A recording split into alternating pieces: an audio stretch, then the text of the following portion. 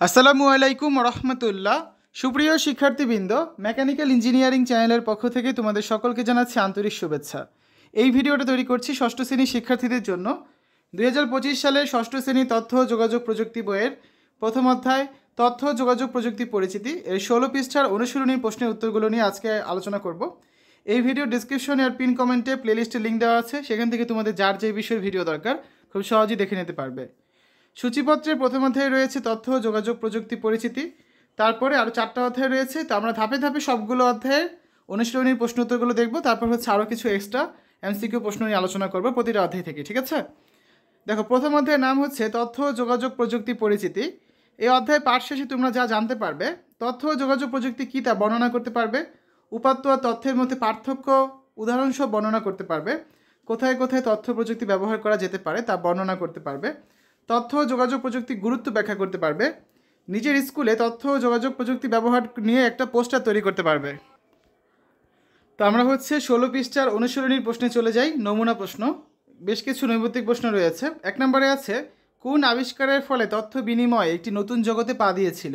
Computer, landphone, mobile phone নাকি optical fibre? সঠিক উত্তর হচ্ছে খ নম্বরটা, ল্যান্ডফোন আবিষ্কারের ফলে তথ্য বিনিময় একটি নতুন জগতে পা দিয়েছিল।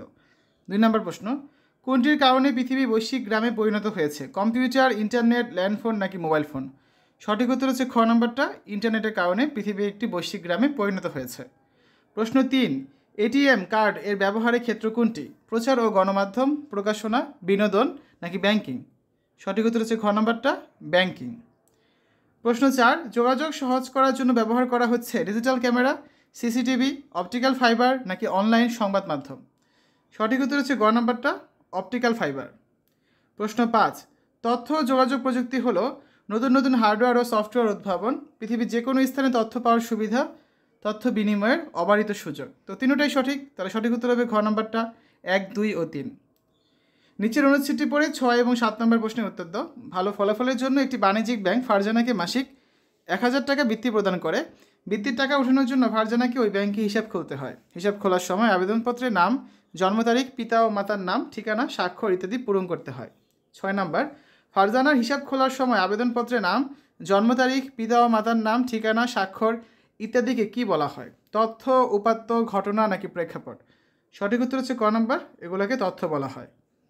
প্রশ্ন 7, ব্যাংক থেকে দ্রুত টাকা তুলতে ফারজানা কোনটি ব্যবহার করবে? Pay order, cheque, bank draft নাকি এটিএম কার্ড? সঠিক উত্তর হচ্ছে ঘ নম্বরটা, এটিএম কার্ড ব্যবহার করবে।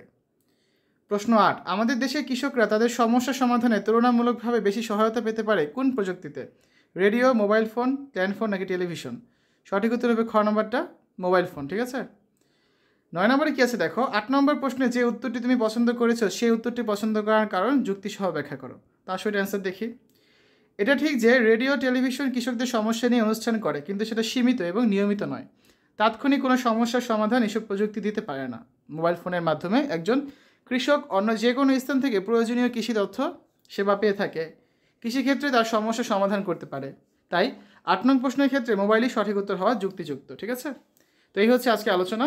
এতক্ষণ আমরা 2025 সালের ষষ্ঠ শ্রেণী তথ্য ও যোগাযোগ প্রযুক্তি বইয়ের প্রথম অধ্যায় তথ্য ও যোগাযোগ প্রযুক্তি পরিচিতি এর 16 পৃষ্ঠা নিয়ে আলোচনা করেছি। আশা করি তোমাদের কাছে ভিডিওটা ভালো লেগেছে।